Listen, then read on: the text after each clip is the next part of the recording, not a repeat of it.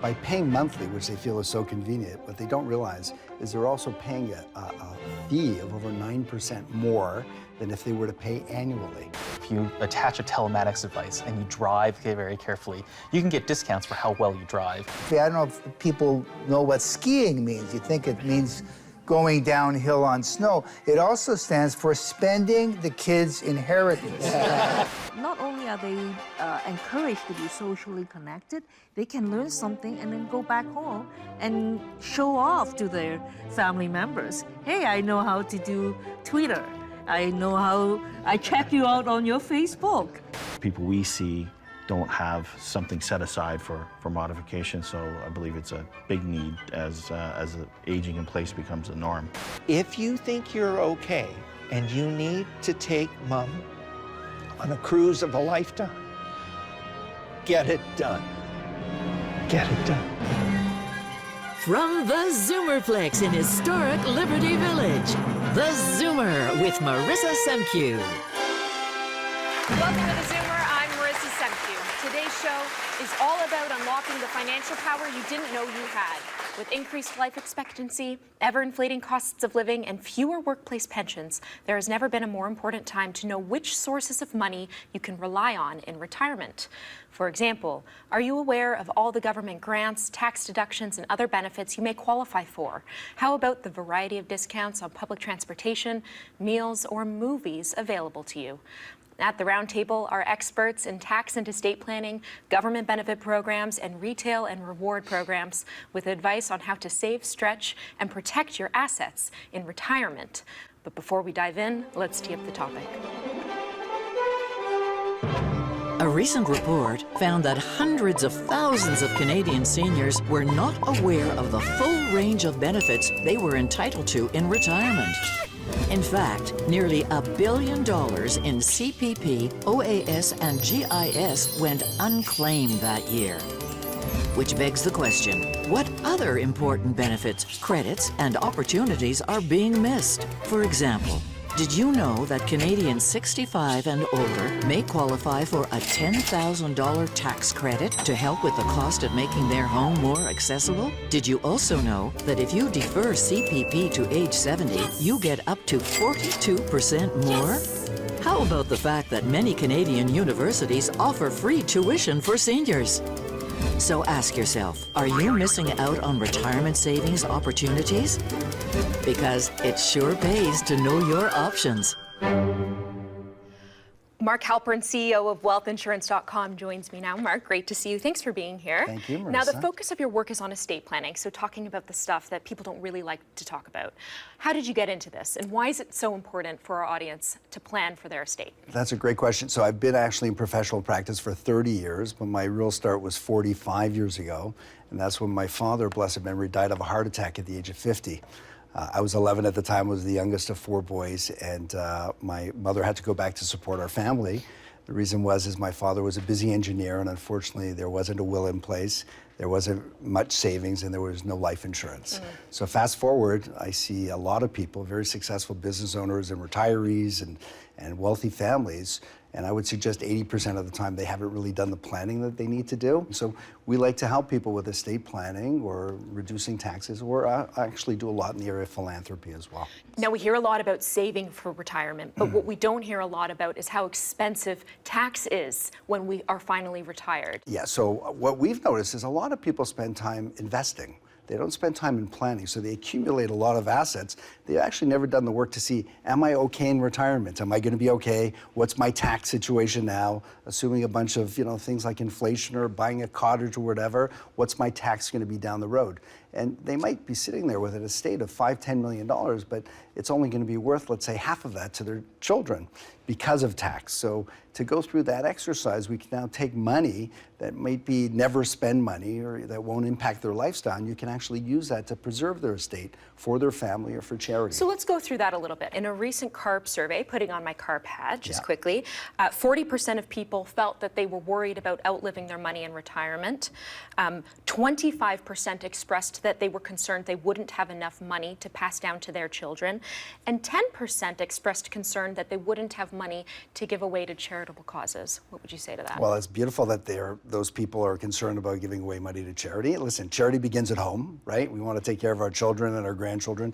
You know, you've heard of the ad Freedom 55, right? Yes. So Freedom 55 today is when our youngest child is 55. In other words, we're living at a time where our kids are getting out of school with debts, how they're going to find jobs. Trying to buy real estate in the GTA is basically impossible. So, you know, you do have to look after your kids first. But certainly with proper planning, there are ways, like each of us has 3 beneficiaries to our estate. And not a lot of people realize this, but you've got your family, you've got the tax department, and you've got charity. And each of us can pick 2 of those beneficiaries. Which 2 would you pick, Marissa? Well, of course, family and charity. Yeah, of course. So with proper planning, there's ways to be able to leave a large amount of money to charity as opposed to writing a big check to the tax department. But what if you don't have a large amount of money to save or to give away to charity? So that's great. You know, people think in order to be a philanthropist, you have to be like Warren Buffett or you know, or Bill Gates and do the gifting pledge where you're giving away all of your money. But the reality is that each one of us has the ability through just some planning to even small gifts. So I'll give you an example. If somebody's a single, widowed, or divorced person in Canada, there's no automatic spousal rollover of tax to a surviving spouse, which means when they die, the government is sitting there and they want anywhere between 25 and 50% of your assets. So if they have any registered money, for instance, let's say an RRSP or a RIF, the government is going to take 54% of that. So if you have $1 million in a RIF, the government is getting $540,000 of that. There are ways to plan where you can actually make sure your kids get the full $1 million and leave a lot of money to charity as well. Or at best, just make the beneficiary of that portion a charity. How would you do that? So there are 2 ways. One is either taking your will, right? And hopefully you have a will. I just want you to know that RBC came out with a study that said only 40% of Canadians who have net worth of $1.5 million or more, only 40% of them have a will. And of those 40%, 80% of them are not up to date. Wow. That's scary. Yeah. So one way is you can change your will and put in a bequest, you know, a gift of a certain percentage of your estate or a certain dollar amount. Or you can go to your financial institution and request what's known as a multiple beneficiary form and indicate a charity on your RSPs or registered money. And that money can now go to charity as opposed to it being part of your estate. And if it goes to charity, you don't pay tax on it, and there's an ROI, a return on your investment. Correct. And there's other, like the government has come up with about 25 different pieces of legislation since 1995 to encourage Canadians to give money to charity because they know they can't sustain those charities by themselves. Mm-hmm. So I think it's and it's great about what you're doing on this panel. People need to sit down and look at their own situation. It's not a cookie cutter because everyone has different aspirations and different goals, but clearly they can set up things like, as an example, a lot of people in this audience likely give money to charity and they probably give a check or they give a Visa card or they give cash, and that's the most inefficient way to give money to charity. What's the best way to give money to charity? So one of the best ways is if anyone's had any money in the markets in the last 20 years, their money is tripled, doubled, whatever, it's gone up considerably. The government allows you to take marketable securities, stock, donate it to charity. And instead of you paying a capital gains tax of 25% on the gain, you pay no capital gains tax. So they swallow that. Wow. And you get a charitable receipt for the full amount. And that's the way to give. Now, the other thing, again, putting my CARP hat on, we hear a lot from our members that, so for example, they've been paying into term life insurance their entire life, and then they get to a certain age, the age that they need it the most. I heard of one story, a woman, term life insurance had expired, the premiums were about to go up, she had 6 months left to live. She ended up dumping the policy. There's $7 billion in term life insurance dumped every year. Something I learned from you. Yeah, I wonder where you got that, Marissa. What advice do you have for people with life insurance that can't afford the premiums when they need it the most? Yeah, so it's amazing. Clearly, that's a sad situation, right? And if they had a professional advisor they went to, there would be ways to come up with a way for them to continue paying that premium or come up with some sort of comfort program with the insurance company. But we'll put that aside. That's all about advocacy. But yes, there are $7 billion of term life insurance policies that fall off the books every year in Canada because they become too expensive. People say, you know what, I don't have young kids anymore, I don't have a mortgage, I don't need the insurance, and they drop it. But what they could do is they could take those term insurance policies and donate them to charity. And then also by donating it to charity, they get a charitable receipt for the donation. And if they'd like to continue paying for the premiums, they can. They'll get a charitable receipt for that. Or the charities will actually find a donor to pay those premiums going forward. So what will happen is they'll be recognized for giving this huge gift. And it could be, I'll give you an example. We just did one with a university. He was a 63-year-old alumnus, and he had a $300,000 term life insurance policy. Unfortunately, he became uninsurable, but he didn't need the policy. It wouldn't move the dial on his estate planning. He donated it to the university, got a charitable receipt for $175,000. So it saves him $87,500 now that he can use over the next 5 years. And the university found a donor to pay for the premiums going forward. Wow. And they recognized the donor of the policy, and they recognized the funder of the policy. And it was a beautiful way to create a $300,000 gift from nothing, something that would have been thrown away. So people should look at their portfolios and look at what they've got and sort of say, is there something here that I could speak to a professional about in order to be able to create some wonderful charity? Mark, that's great advice. Thanks for being here. After the break, how much will the government pay you in retirement? We'll discuss government benefits you may not know you have. That's next. 65 is retirement age under the CPP program, but you can delay taking your CPP till age 70 and get a permanent increase in each of your monthly payments.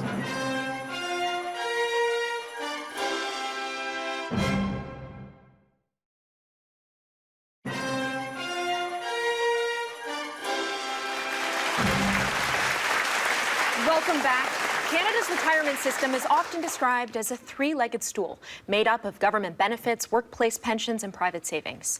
Today, that stool is less steady as workplace pensions are declining. A majority of seniors are uncomfortable with the current status of their retirement savings.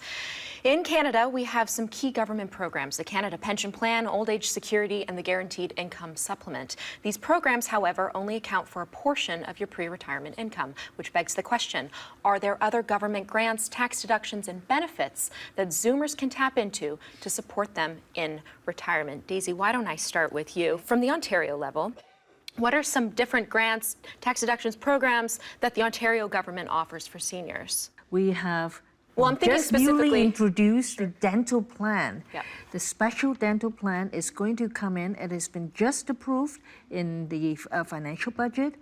The seniors age 65 and up with the income that is less than $19,300, or a couple that has income for $32,300, they will be entitled for free dental care.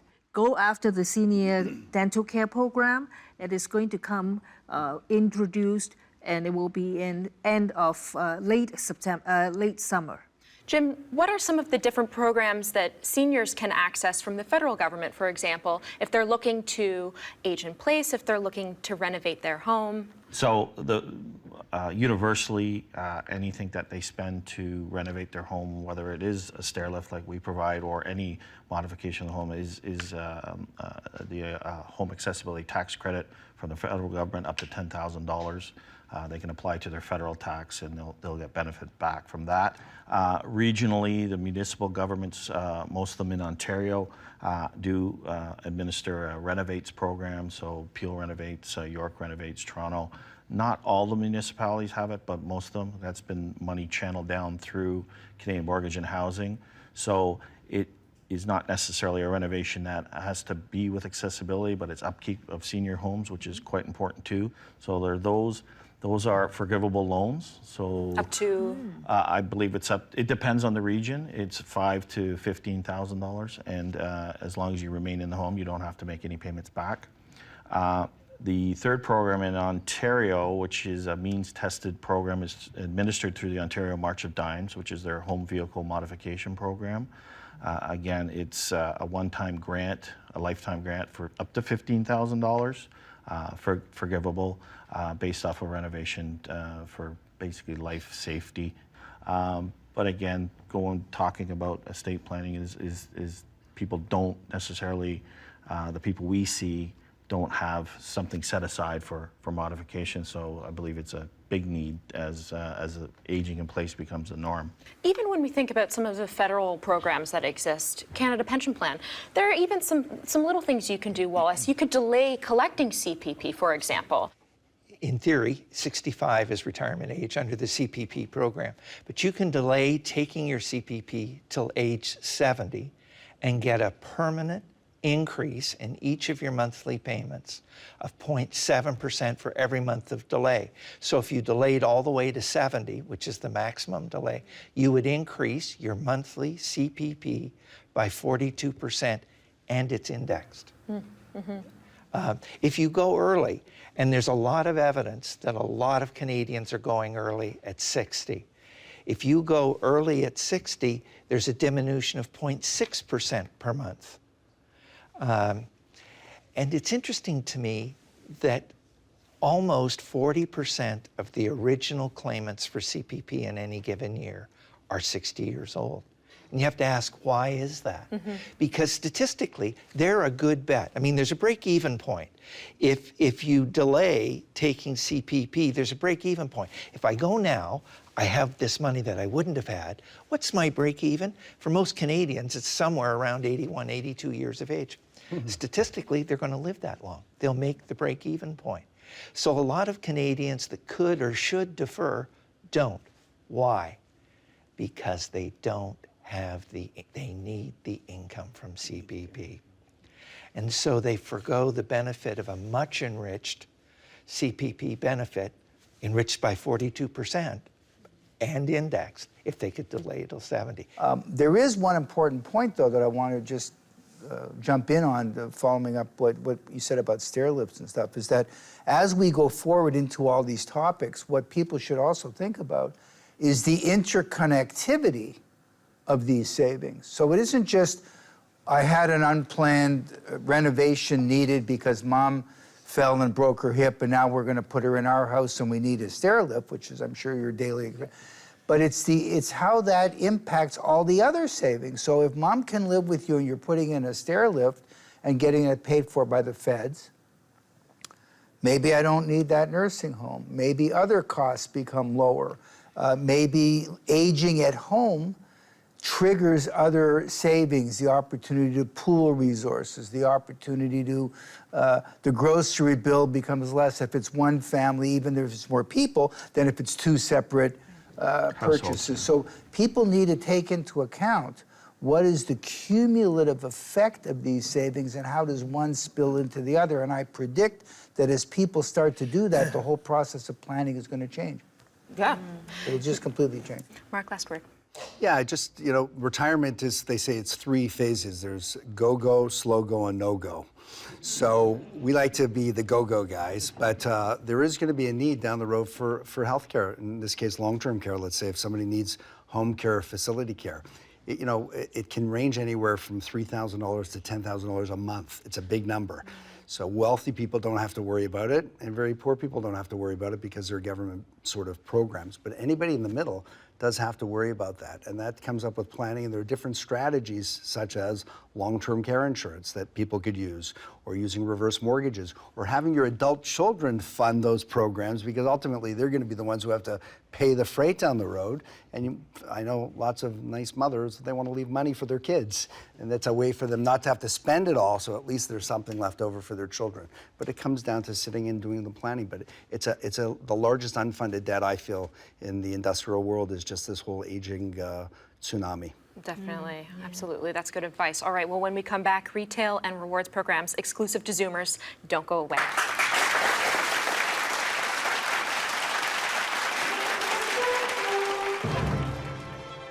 When it comes to insurance, it's one of those things that you probably don't want to just buy based on cost alone and savings, but you want to buy based on coverage and what you need to be protected on, and especially for travel insurance.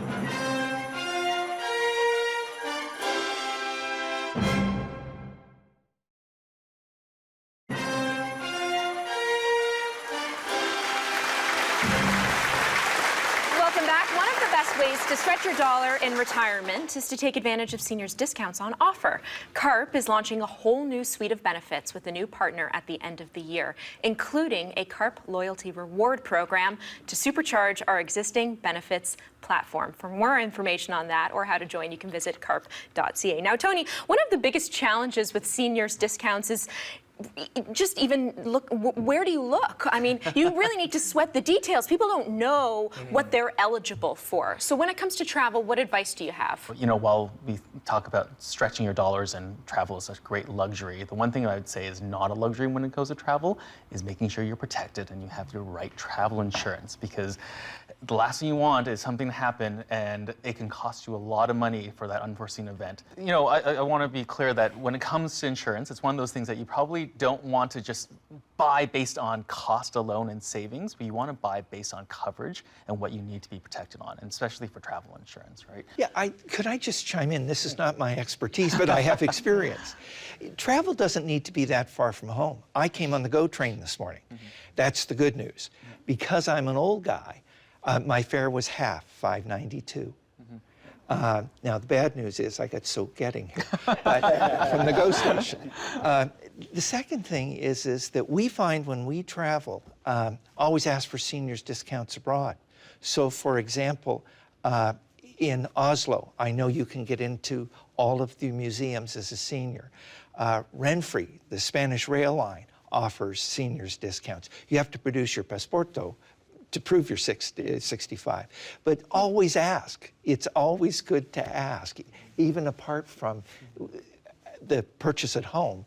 When you're abroad, we find it pretty effective. Now, they're growing. The number that permits foreign seniors discounts is diminishing, but there's still a good number there. Well, and do your research, right? I mean, there are a number of universities and colleges that offer free tuition for seniors, for example. Do you have any other examples, Daisy, of different programs that exist for seniors? Yes, if you, as I say just now, if we go to the Senior Living Center, that they have the different kind of activities. They will be teaching people how to use the computers. There are computer classes for seniors as well. Those are exciting time for them.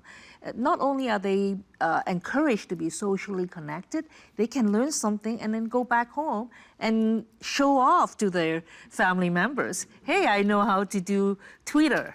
I know how, I check you out on your Facebook. You know, those are important things. Well, and even, I mean, we just spoke a little bit about snowbirds, but what about car insurance? Different types of different programs that seniors can take advantage of in order to save money. And since, you know, car insurance is such a regulated product, you know, from product to product, there's actually not much savings. But there's actually now new developments in the insurance industry that's helping people save.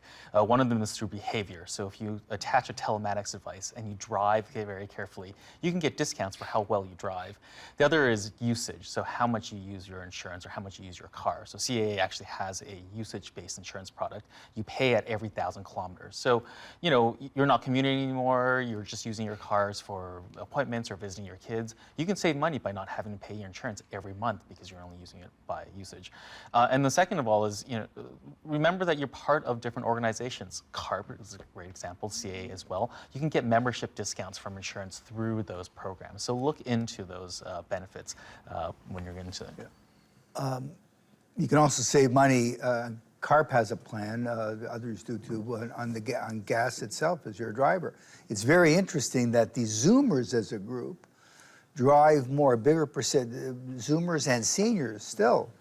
For all that we say, okay, mom's 85 or 90, maybe it's time to hand over the car keys, but between 65 and higher, certainly 55 and higher, our age group is doing all the drive, more than millennials. By the way, there's a record number of millennials, record high, that don't even have a driver's license. So the big kilometer people is right in this room.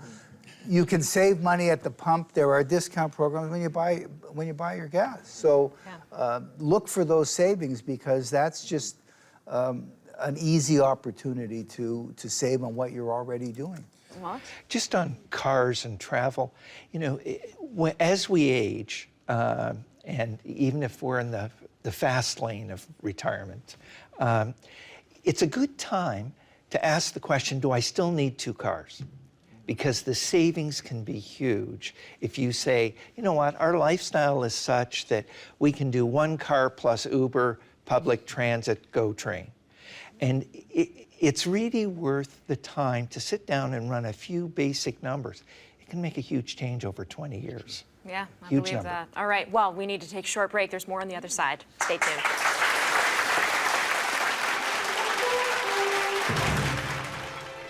So if you do that planning, you can have the best of both worlds. You can enjoy your life, go off on your trips, give money away to kids, and at the same time not run out of money.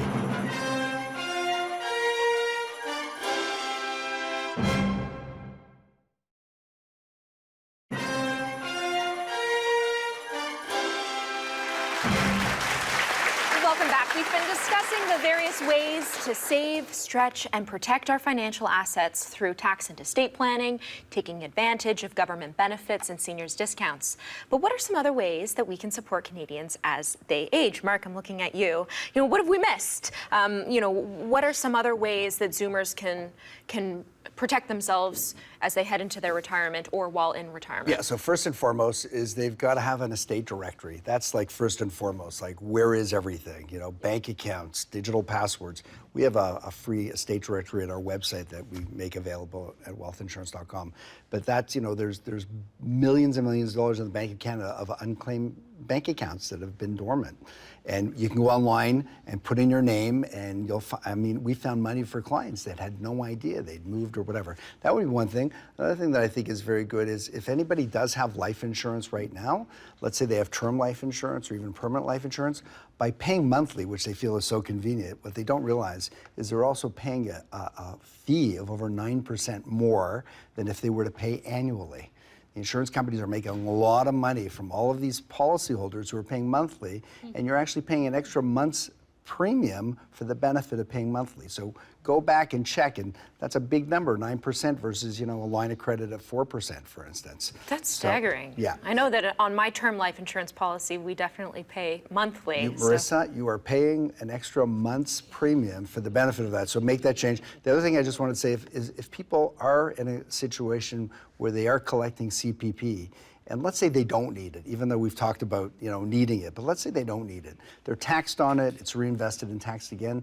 Those social benefits from the government can be used to acquire insurance or do some charitable planning to actually, you know, maximize your estate to an even larger amount. So don't let those benefits just fall by the wayside. Now, let me just throw this to the table.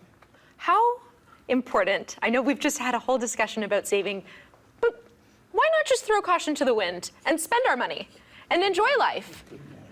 What would you say to that, Wallace? Well, your idea is not without merit, and here's why. We all know men are going to statistically are expected to live till 84 and women to 87. That's the good news.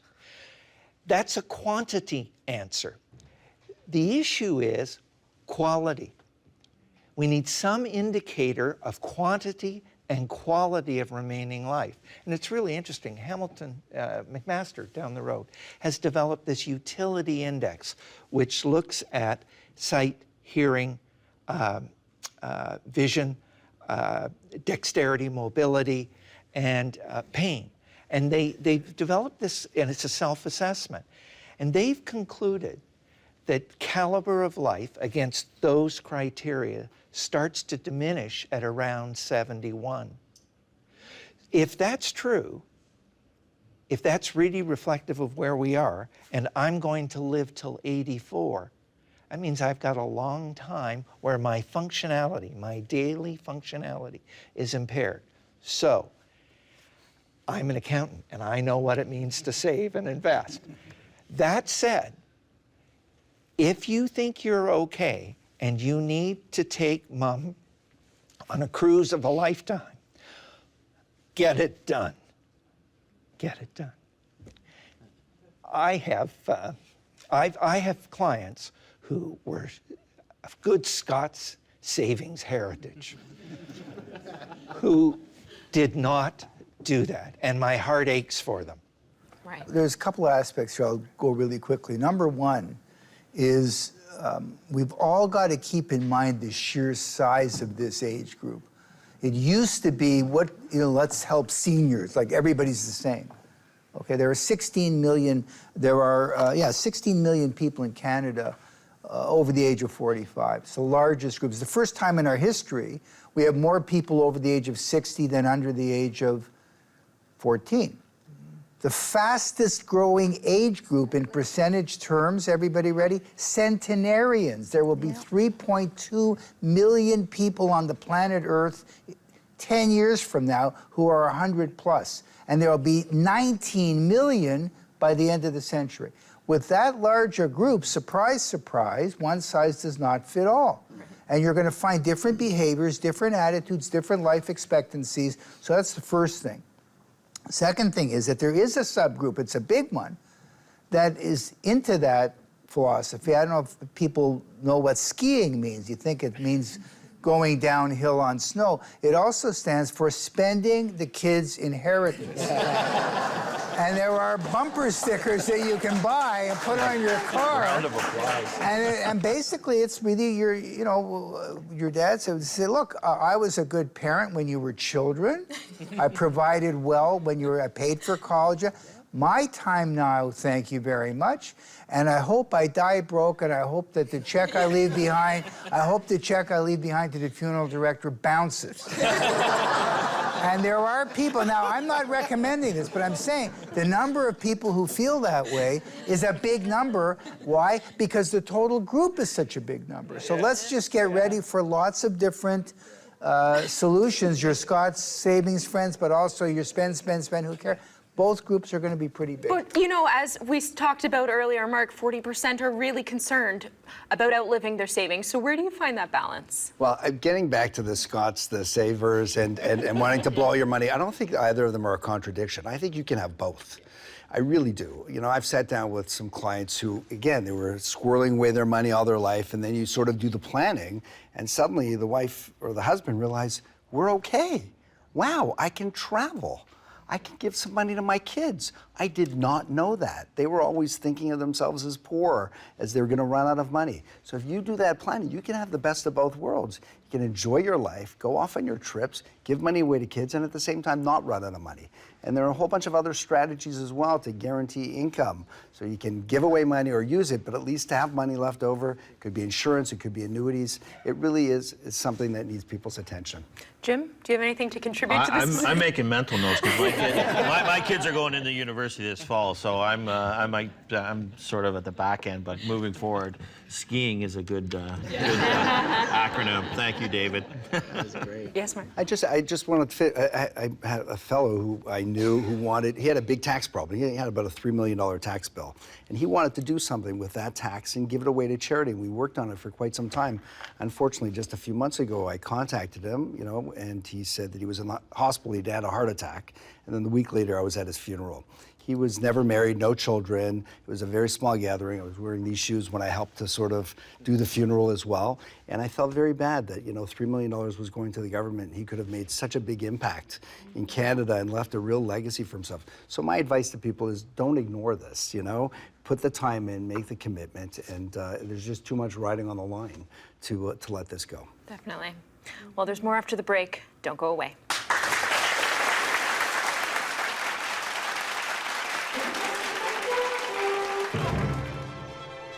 How long can I be out of the country before my OHIP expires? And if it does expire, how long, when I return to Ontario, does it take for it to get reinstated?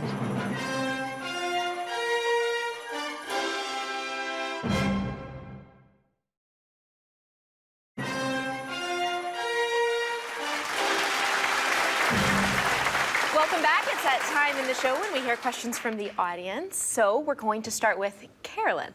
Yes, All right. hi. My question is about OHIP. How long can I be out of the country before my OHIP expires?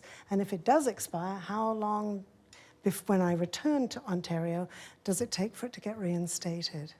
I believe it's 6 months. If you're out of the country for 6 months, you're considered a non-resident by way of the OHIP, in which case there could be some, challenges with regards to collecting. So it's definitely something to look into to make sure. I have children who It's more making sure when you come back, if you've been on a year's cruise, who should be so lucky, that when you come back, your OHIP is in place, or is there a waiting period for it to be reinstated? I don't know the answer, but it's a great question. It's definitely one to find out before you go on that cruise, okay? Does anyone know the answer? And the other thing is take us with you, please. Okay. I didn't know that you're talking about over 6 months. Yes. Yes. Then you will have to make sure that go back to Service Ontario. They will make sure they give you all the right answers as well. Thank you. Thank Thanks. you. Enjoy your cruise.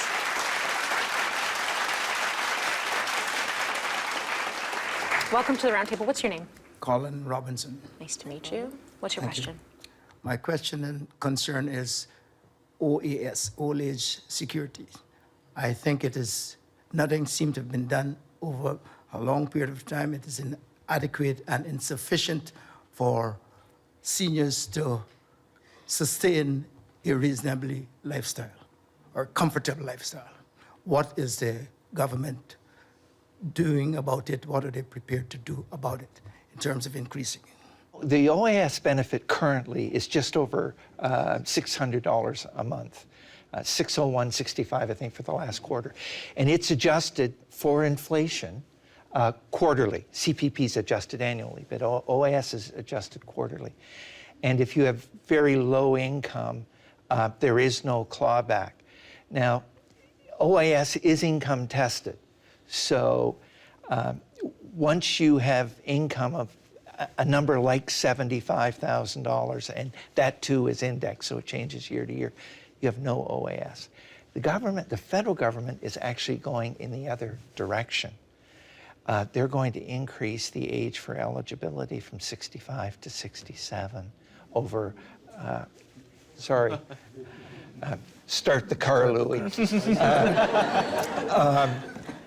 So the government's actually going in the other direction. And I think there's a theme here. And one of the themes is more and more things are being income tested. The age credit is currently income tested. OAS is income tested. And it's because there's a growing concern about these credits and entitlements. When CPP was introduced, the life expectancy was 67.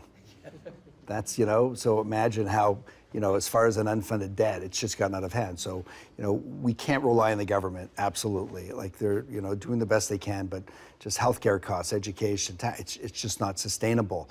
So it comes back to, starting early. That's really the challenge. And there's never too late to start. Sitting down with some planning to sort of look at what do you have and how can you save money and what are some of the efficient ways with, tax savings and program savings, and sort of put that together. And you should certainly be doing that well in advance of your retirement, unfortunately, because otherwise now you don't have as many options, really.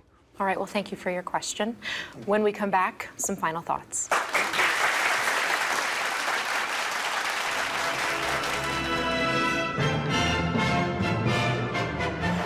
In a previous episode of theZoomer, we talked about tech trends. On Facebook, Carrie writes, having all of these new developments in technology is great and all, but I just feel it makes us more susceptible to privacy breaches. In another episode of theZoomer, we discussed sleep. Jason sent an email about our show saying, this day and age, it's hard for us to put down our electronics, but now that I know how it affects sleep, I'll be sure to cut back closer to bedtime. Keep the comments coming in and connect with us on Facebook, Twitter, and via email at rsvp@zoomermedia.ca.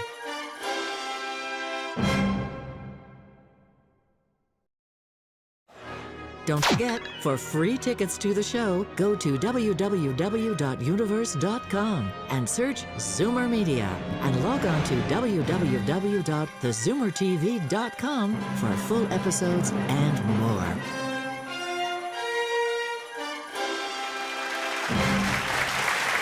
Welcome back, our panelists. We'll leave you with some final thoughts now, starting to my left. David. Okay, my final thought is change the planning model. It used to be, here's how much I was earning, now I'm retiring, here's how much I'm gonna have, what do I need? Add in savings that we've been talking about. Add that in as a positive item on your list, tailor it to your needs, and finally, there are a whole host of things we didn't have time for where the savings kick in at 55.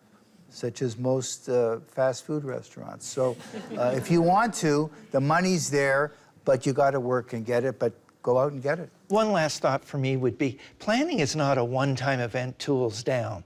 It's a four-step process. Where am I? Where do I want to get to? How do I get there? And then the most important step of all, check back in. How am I doing? No plan is ever cast in stone. Circumstances change, rates of return change, your health changes. Four-step plan. Most important step, check back in. How am I doing? What do I need to change? And so from an insurance perspective, auto and home, go speak to someone, get the facts, and know what your benefits are. You know, the worst, there's two scenarios. The bad case scenario, which is you're overinsured because you didn't realize you had benefits, or the worst case scenario is that you're paying money and you're not actually getting covered for something that's important. So go ask those questions and go speak to someone and find out what you need and find out what you should be covered for. As somebody gets close to retirement, their needs change. So they have to pull back from, investing to make money. Their mindset has to now be about preserving what they have. And it also has to be about income, maximizing income. And it also has to be about tax efficiency. That's very different from what they've been doing up until now. It requires a different set of eyes. It certainly can be with an investment advisor that you're currently with. But again, it's a totally different mindset that you have to get into in order to make sure that you don't have more life than money. As a CARP member, take advantage of savings. Blatantly say that we are partners with CARP, and going through companies like ourselves, we will not only have a upfront cash savings, but we also extend warranties, which are sort of, again, an invisible savings, because as you remain in your home, all these new devices and upkeep that you need, if it's an extended warranty, it's money that's not coming out of your pocket. So take advantage of everything that CARP offers. I would say stay healthy and stay active, stay socially connected while you can. That is very important because it will give you the healthy, quality lifestyle as well.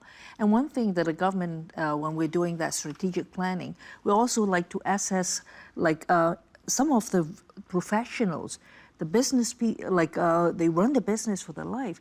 We're going to tap into that. Whether you can be a volunteer or we can support you to get some part-time work, do some work at home. Give us your input through that strategic planning. Fill that information in. We are here to help and want you to stay healthy and while you can, enjoy life. All right, well, that's all the time we have. Thank you to my panelists and to the audience for joining us. We'll see you soon. For now, it's time to zoom out.